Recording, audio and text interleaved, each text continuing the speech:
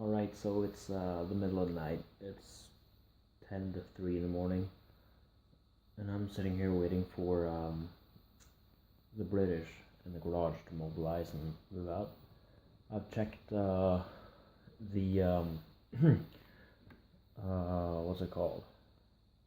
The plan of how this exercise is going to go out. And yesterday, October 31st, Halloween actually, was D-Day. And then now, which is November 1st, is going to be D-Day plus 1. And on D-Day, D-Day plus 1, and D2 is this section that we're in is going to have activity in it. Of course, the enemy is going to come down from the north now during the night to force these guys out, and then they're going to be moving south. And on Monday again, well, actually not on Monday, I think it was the 3rd. Oh, yeah, they have D-Day, yes, they have D-Day 2 and then D-Day 3, D-Day plus 2 and 3. On F-Day, which comes after D plus 3, they started moving back up and forcing the attacking soldiers back north, which means that on the 5th we're going to see more action in this section. And well, like I said, it's 10 to 2 in the morning. I'm just sitting, 10 to 3 in the morning, and I'm just sitting here waiting for them to mobilize so I can see that, because I've never seen that. I've never been close to any military situation or anything. I wasn't even in the military because, well, they didn't want me because of a lot of damages I had on my body. So I'm just sitting here right now, and I'm about to play some Forza. I only have an Xbox 360, so it's Motorsports 4. And I'm about to take an Escort RS Cosworth up for Jimmy Kaido. And we'll see when those Brits mobilize. Alright, so it's 4:15 now. I do know that when the guys said that it would take about 12 hours before they were out of here, I know that was an estimate. It wasn't really dead on, you know. So they've been here for about 12 hours now. I'm getting really tired, and we're just gonna have to see whether they scramble out soon, because one phone's gonna be on Snapchat and the other one's gonna be taping it. So if you follow JC Rush on Snapchat, you will have seen this already. But well, we're just gonna have to wait and see whether they scramble soon or not. Alright, so now it's getting 5:05. There's still absolutely nothing happening out here, so I think I'm just gonna go to bed. And if I don't hear anything, because my window's open, so I'm gonna hear it, but if I don't hear anything before I fall asleep, then, well, D plus 1 has been a bust. Probably not gonna see much more of them. Probably be just the enemy coming in tomorrow and then staying here for a couple of days until they get driven back out on Monday. So we'll see. Alright, so they ended up leaving at around 12:30 today. So they were a couple of hours later than they thought they would be, but then they were moved to a different place where they were going to have a combat zone, which I'm in the middle of it right now driving.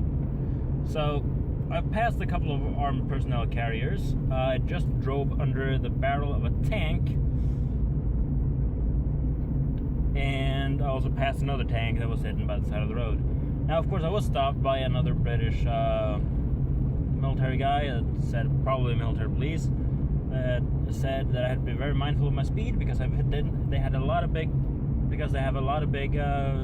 machinery up here, tanks and stuff like that, and if I didn't see him, I was going to have a bad crash. So I think I'm through that militarized. I think I'm through the first zone of combat, but I know I'm going to get to another one. Either that, I'm still in the middle. Well, it said 30 kilometers. Yes, they have a 30-kilometer zone.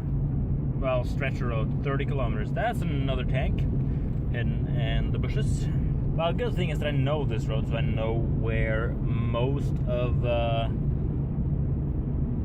hiding spots for a tank is on this road.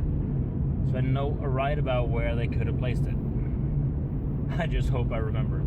But the thing is, I have to go back over here a little bit later, and I'm driving the Granada at that point, because right now that is a bunch of stuff parked next to the road.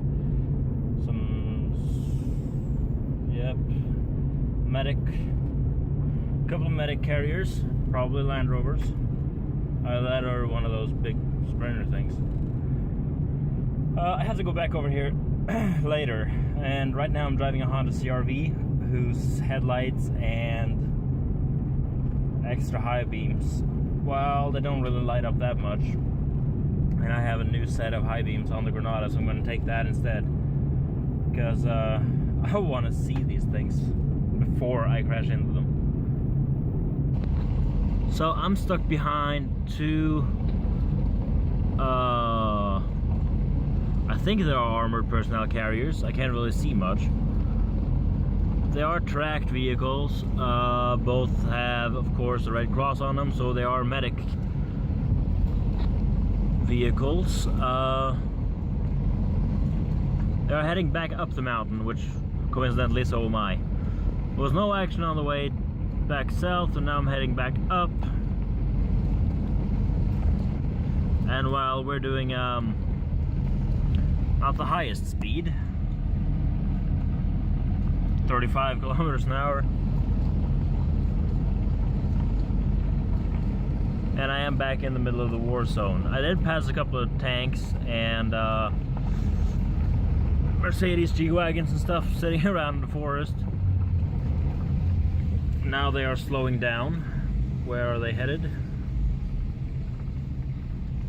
Seem to be indicating to turn left up here, which is into a small, into a small parking lot up top here.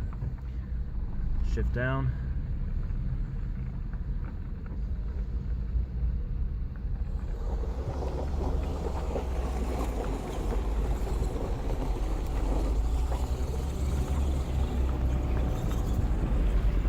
Yeah. So that was them. Of course, there is a car over there that they just turned the lights off, of course. We're headed back to where we came from earlier.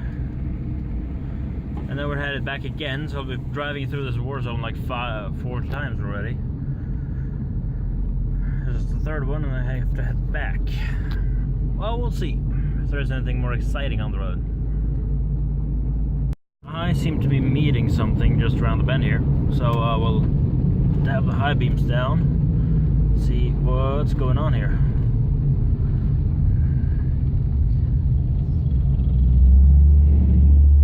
That was loud. Those tanks are big. And they smell like, oh my god.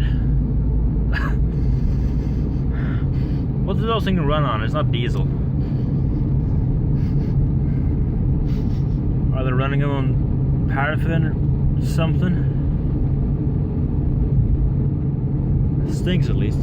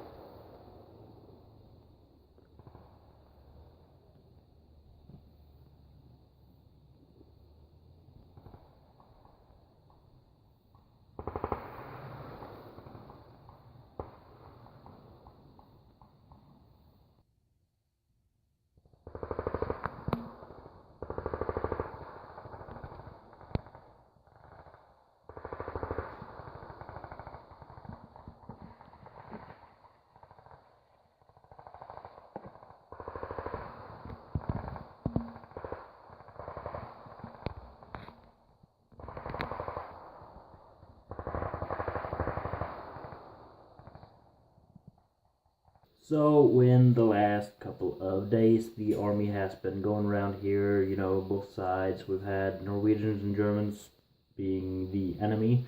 They've been here for a couple of days, and then yesterday the Brits came back up and drove those back north. There's been a lot of gunfire, like you saw in that last clip. They've shot tracer lights, you know, tank guns have been going off, and then regular machine guns. Even one guy punctured here yesterday with his car driving over a bunch of casings, because there was casings scattered all over the road, and he ended up having a puncture on one of them. So this is pretty much the end of the army involvement around here. They are moving north and, well, staying there. The exercise itself is done on the 7th, which is tomorrow when I think about it. Then they have this theoretical little thing that's later in the month, and then they've said that the last piece of military personnel will be out on Christmas Eve, which is, well, of course, December 24th, which is in well over a month. So they're probably just going to stay a couple of people behind to get all the equipment back out of the country and back to their respective homes. So that'll be it for this time on JCR Garage. I hope you enjoyed these little war zone kind of clips. Driving through a war zone and, well, housing British Army in the garage, as well as another video on the second channel, JCR Garage Vlogs. So, like I said, that's it for now. You can like, comment, and subscribe down below, and I look forward to seeing you in the next video. Take care.